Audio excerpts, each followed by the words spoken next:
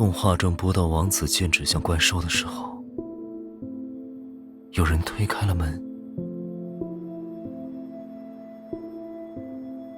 查理，很晚了，你该睡觉了。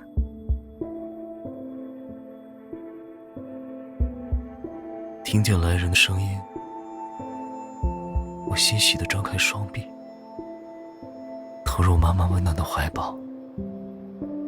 她如瀑的长发像是深海的海藻，声音也柔软的像是水面的泡沫。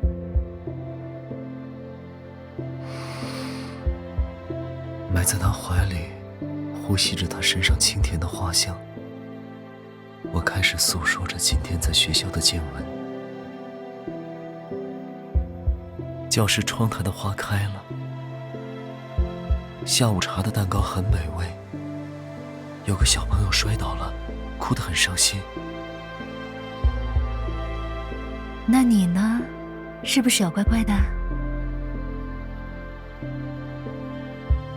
有，我有乖乖听话。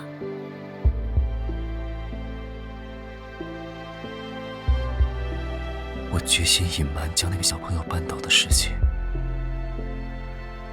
抬头看见妈妈含笑的眼睛，心底有些奇怪。妈妈，为什么你每天都待在家里，不可以去接我回家？是不是那些黑衣服的保镖一直看着你，不让你出门？妈妈摇摇头，露出了一个笑容。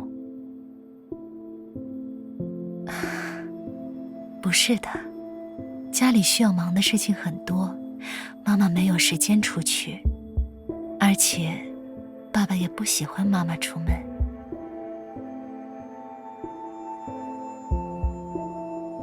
我歪了下脑袋，不知道为什么，却从妈妈弯弯的眼睛里看出了些寂寥和向往。那以后家务可以交给我来做，这样妈妈就有空可以出去了。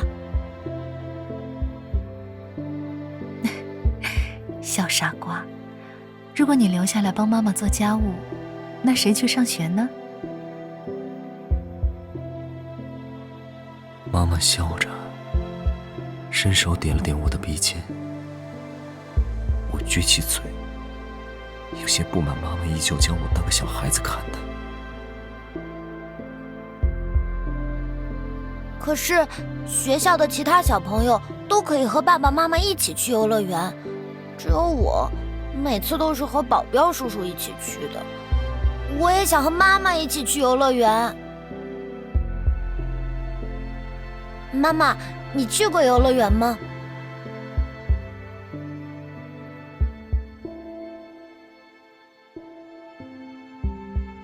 怎么会没有去过呢？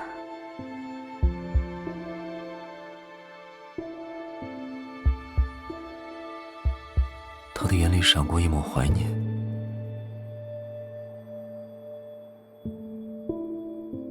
那是很久以前的事了，那时候还没有你呢。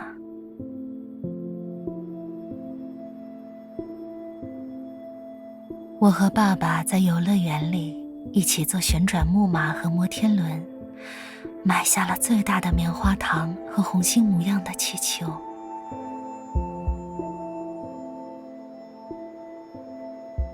妈妈的气息好像也和声音一样变得甜蜜了，像不断加温的糖浆，咕噜咕噜冒着泡泡，却又在破碎的瞬间带着一丝不易察觉的苦涩。我偷偷地深呼吸了一口气，心里不由想着，下次考试的时候一定要考年级前3名，让爸爸同意妈妈出门，这样我就可以和妈妈一起去坐旋转木马和摩天轮，买下棉花糖和红心模样的气球。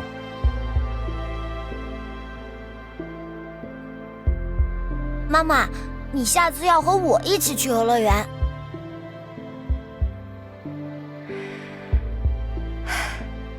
好啊，妈妈答应你。那我们要拉钩。拉钩上吊，100年不许变。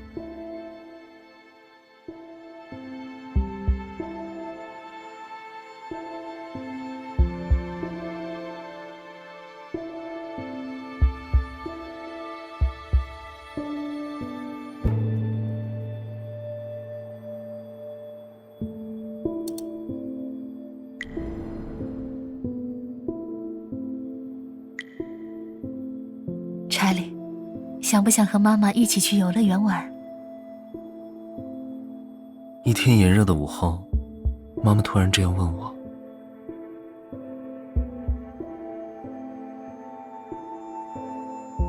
她半蹲在我面前，用柔软的手指轻抚我的头顶，眼里充盈着温柔。当然想去了。我用力点点头。也许是因为许久没有出门，妈妈最近总是郁郁寡欢，我已经很久没有见过她的笑容了。那我们2个偷偷溜出去，不要被爸爸发现。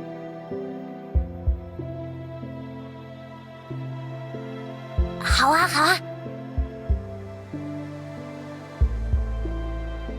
我用完了18种方式，就差撒泼打滚，才好不容易说服了保镖叔叔，顺利和妈妈一起到了游乐园。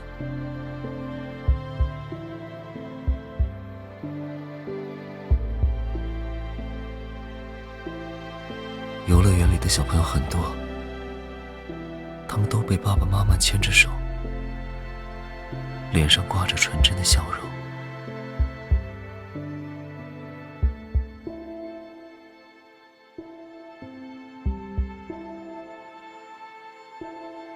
我抓紧了妈妈的手，大大的扬起笑脸。没关系，这次我也是他们之中的一员了。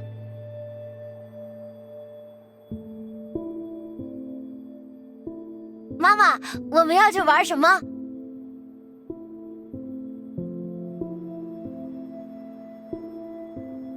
你想玩什么，妈妈都陪你去，好不好？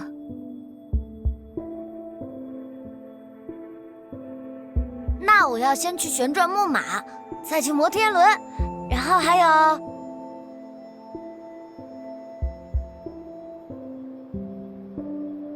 我把所有记住的项目都说了个遍，然而还没等将它们通通玩遍，我就先累得走不动路了。查理，不要再嘴硬了，我们先休息一会儿。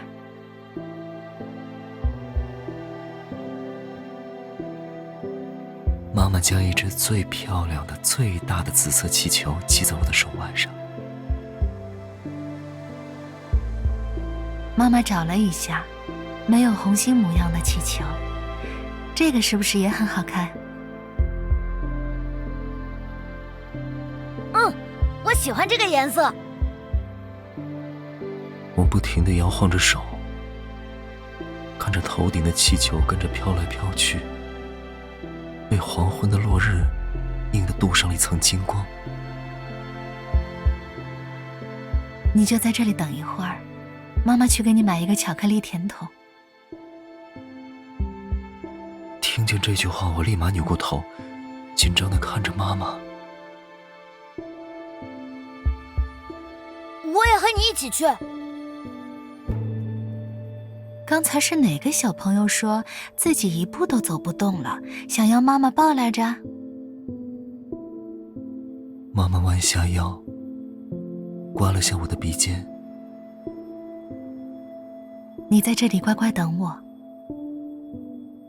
她刚直起身，听出意图的保镖立马跟了上来。妈妈冲我眨了下眼睛，我一下就懂了，将自己的小背包塞进了保镖的手里。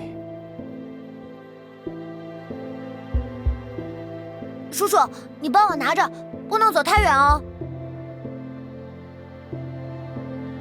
想了想，我又将手中的紫色气球仔细套进了妈妈的手腕里，确保它不会飘出去。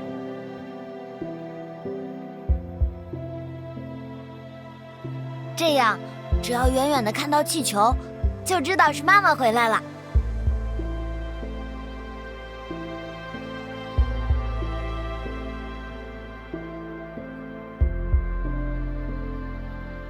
妈妈愣了一下，她快速地眨了下眼睛，眼里好像有什么在泛着光，像是被风吹动的水面，又像是暗潮涌动的水底。是啊，看到气球，妈妈就回来了。风吹拂过她微卷的长发，夕阳的余晖将她的影子拉得很长很长。我站在原地，看着她一步一步走进了游乐园逐渐亮起的灯光中。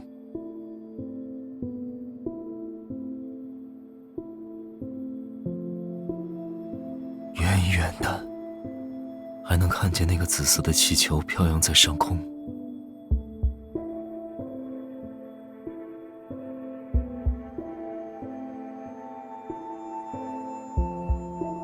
但那天等到游乐园的灯光全部熄灭，直到万籁俱寂的凌晨，我也没有等到妈妈回来。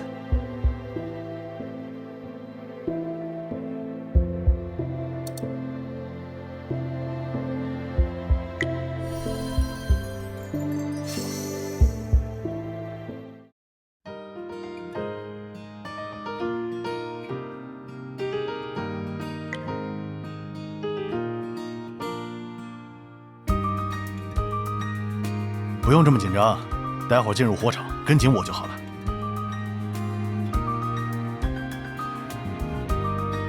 不过像你这样的富家公子，怎么想到来做消防志愿者啊？因为当消防员看起来很帅。看，又是一个干不长的新人。谁不知道当消防员辛苦，职业年限又低，能有人进来就不错了。其实我当初也是觉得帅才来做这一行，还因为这个原因追到了我的妻子。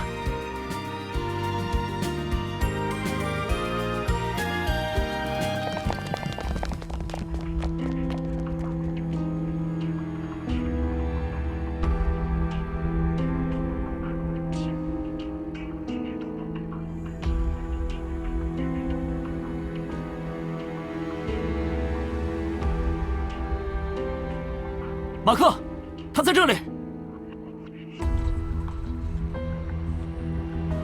我来背他，这里很危险，我们马上撤离。餐桌上有2个人的餐具，这里可能还有其他人。这个老人长期独居，没有其他人会在这种日子来造访他。现在立马撤离！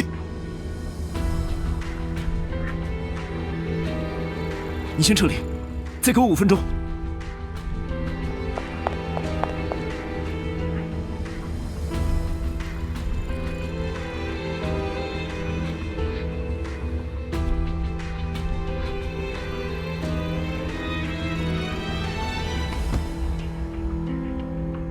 你不要命了，马克，你怎么？别废话了，快走！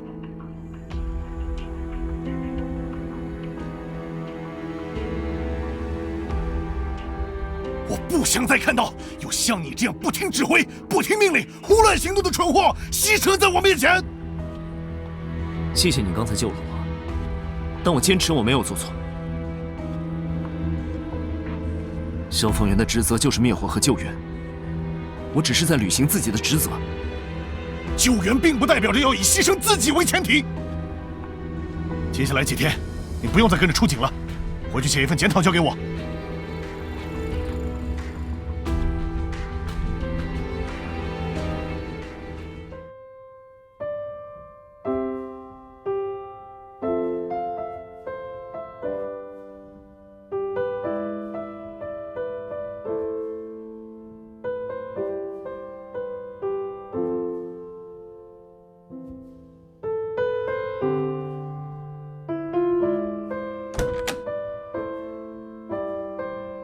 对不起。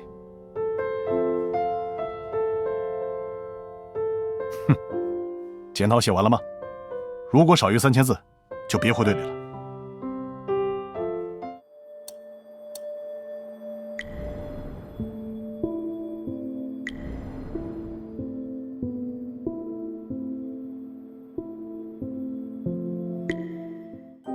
请坐，你可以叫我 Alan。你好，艾伦医生。最近发生了一些事，我想寻求一些帮助。你看起来状态不是很好，放轻松，不要有压力。可以和我说说你的困扰。这些天我一直都在失眠。可以告诉我你大概失眠了多久吗？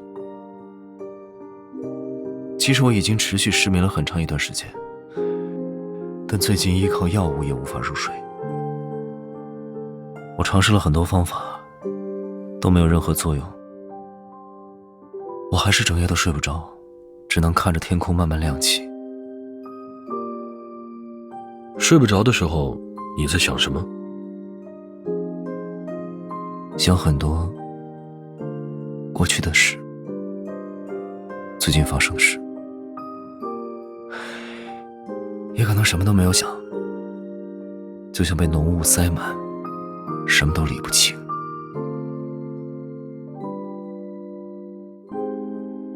最近你身边发生了什么特别的事情？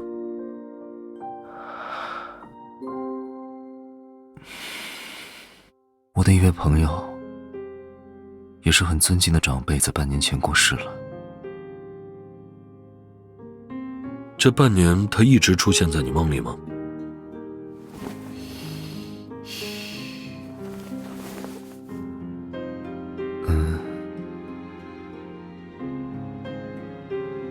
节哀，朋友的去世总会让人很难走出来，但时间会慢慢抚平你的痛苦。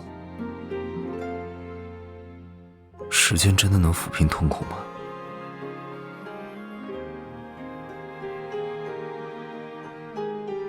但为什么我觉得越来越难以从中挣脱？你的过去是不是还曾经发生过类似的事情？我的过去，比如童年时期发生的事情，通常会影响一生。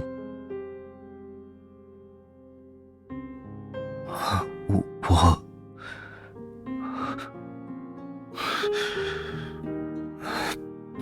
记不清了，抱歉，艾伦医生，我感觉不太舒服，可能要提前终止治疗。谢谢你今天的服务。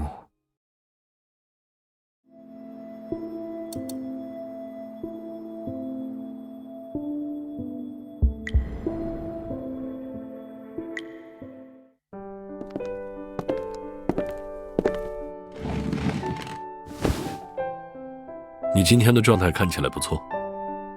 应该说，我每天都是这样光彩照人。最近顺利吗？当然，没什么能难住我。医学院的生活还适应吗？艾伦，你都快称我爸了。我儿子长大了，要是有你这么优秀，我就谢天谢地了。差点忘了，喏，给小炮的游戏卡。先放在我这里，考完再给他。今天想喝点什么？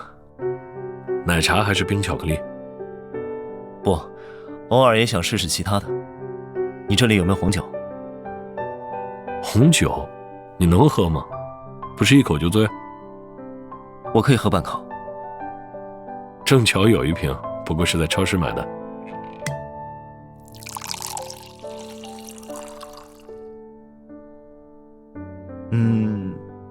味道确实很一般。幸好你只能喝一点点。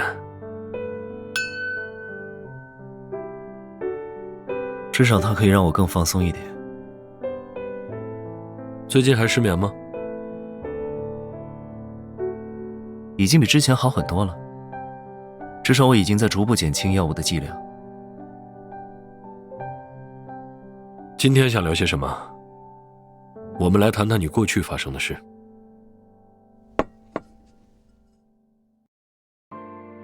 过去是指多久以前的事？我怕我已经都忘记了。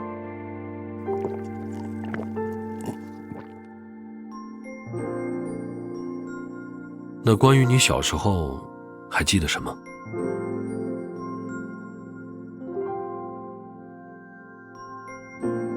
我小时候的生活很枯燥乏味，没有什么特别的。我不常出门，也没什么朋友。家里面积太大，偶尔会迷路。我的父亲不是什么好人，哥哥也很不靠谱，姐姐也差不多。你的母亲呢？母亲？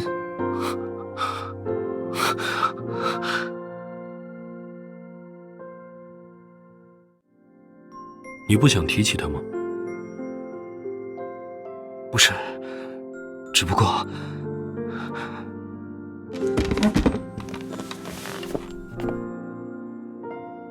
我想起今天还有些事。对不起，艾伦医生，下次有空我再约你。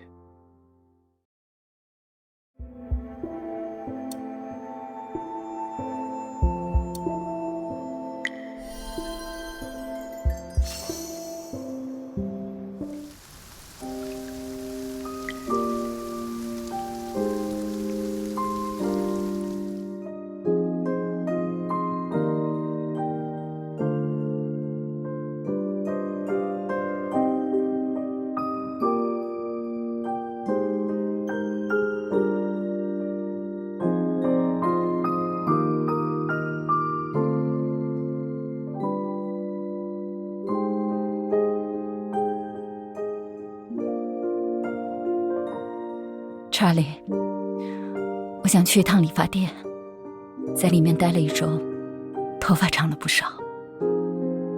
我陪你去。我从不为凶手理发，那会脏了我的剪刀。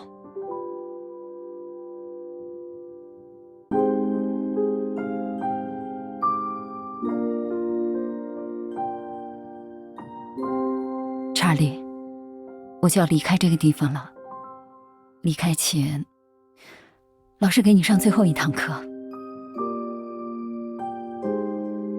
老师，您准备去哪里？是因为那些人吗？您的做法并没有错。如果是我，也同样会选择劝说艾玛接受治疗。对于任何一个医生来说，生命高于一切。这些日子以来，我一直梦到艾玛的脸，她哭着斥责我，如果早知的结果就不治疗了。她还说她恨我，我的病人说她恨我。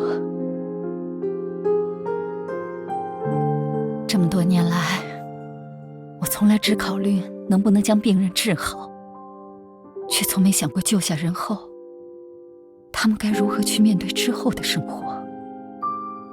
可这不是您的错，我可以理解民众的愤怒，但医院为什么要将您辞退？我不相信他们不清楚，您的心里只有治病救人。救助贫困病弱人群，本来就是社会保障部门的职责，为什么最后结果要医生来承担？医生的职责难道不是努力治好病吗？查理，你要知道，无论是做医生还是做人，我们生活在这个社会上，就要接受社会运转的规则。而医生更是一个特殊的、需要强烈的社会责任感、需要活在众人目光中的职业。治病救人当然是我们最大的职责，但更要学会不违背规则，学会最大化的利用规则。做医生从来不是一件简单的事情。以后你的脾气要收一收。你是个天生的医生，学会和社会的规则相处，才能朝着你的目标走得更远。千万不要和我一样。